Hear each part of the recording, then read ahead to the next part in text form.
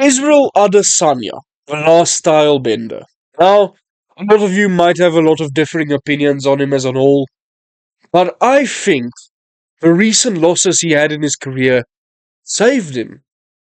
Saved his career in a sense, because people are finally appreciating Israel Adesanya for the great fighter he is and was. Well, he's already busted up. Oh!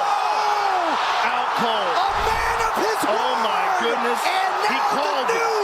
new He UFC called it. lightweight champion, Ilya He El called it. Now, if you ask anyone who knows me personally, I was the biggest Adesanya hater you could ever find. I loved Alex Pereira, and when I saw Alex Pereira coming on the come up, I waited to see Alex win against him, and thankfully he did. I was so hyped. I was happy beyond to see Israel Adesanya finally lose. And when he came back, I was for certain like Alex Pereira dominated the first round in the fight. I was like, this is gonna be easy. Israel is gonna get knocked out again, and he did that. One of the best KOs we've ever seen in the sport as a whole. The biggest comeback victory we've ever seen. The biggest comeback in sports story. The biggest rivalry. He finally won. But I still didn't appreciate him. I was still salty about him winning against one of my favorite fighters. I couldn't accept it. And things went on, and he fought Sean Strickland.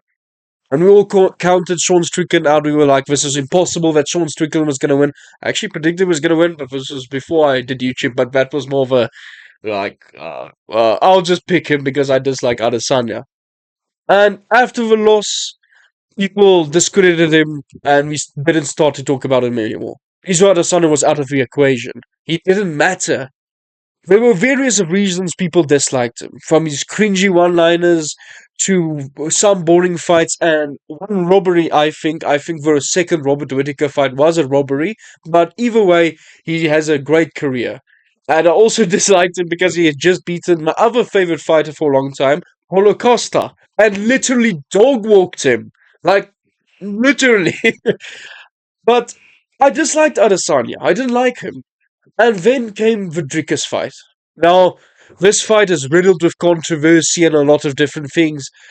I think it could have gone a lot simpler if they all just accepted what everyone thought, because they misconstrued what Dricus thought. I disliked him for that. I thought the stuff they were saying were a bit wild, and when calling him cracker and stuff like that was a bit wild for me.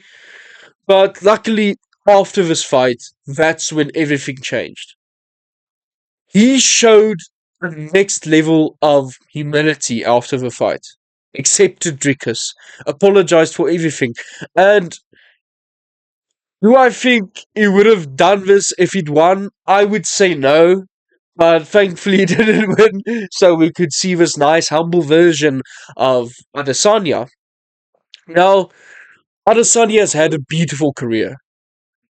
He is the best middleweight of all time. He's the GOAT of the middleweight division until Dricus beats Hamzat. Then I think Dricus is the new middleweight GOAT.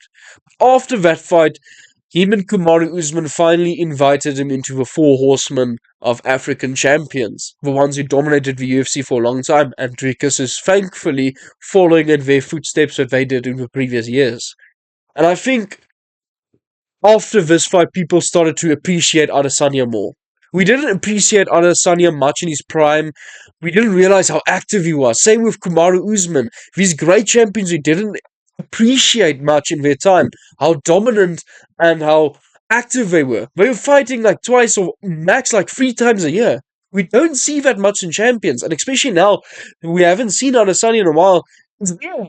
We're not seeing him fight that much.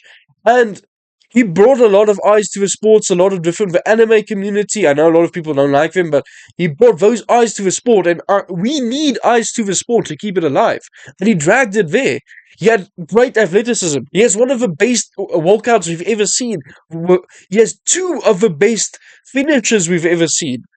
With the emotes he hits on these people after leaving them dead on the ground. Like, Adesanya was great, but we were too blinded by our appreciation for other fighters that we hated him. We hated him for trying to be something unique, to be funny.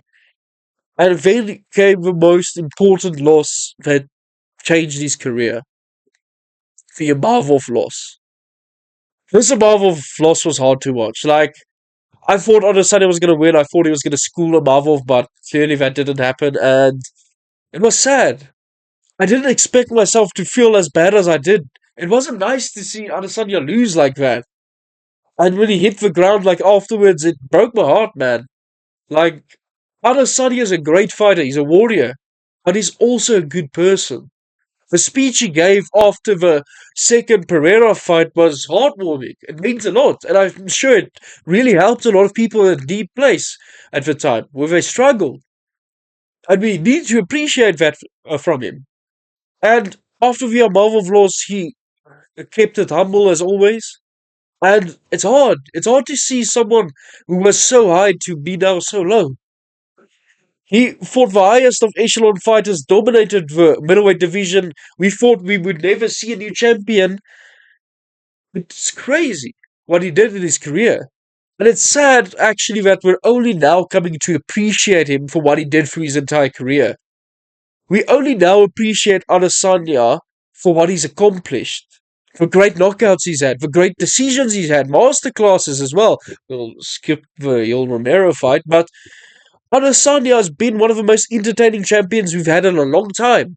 And now he's just fighting for contenders.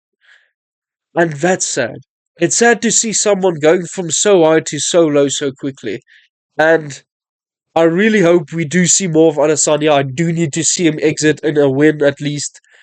But it's sad, man. It's sad seeing someone who's been so great recently also talking with Robert Whittaker. That's great humility. Been both fighting with each other, but Robert Whittaker's always been a G. So I'm not surprised by that. But seeing them talking together over the fights and stuff, it was great. It's great to see Israel for the person he really is. And we as fans sometimes don't recognize fighters for them as actual human beings instead of focusing just as fighters. And we need to stop doing that. But Israel's had a great career, and I think losing definitely helped people see how great of a fighter he was.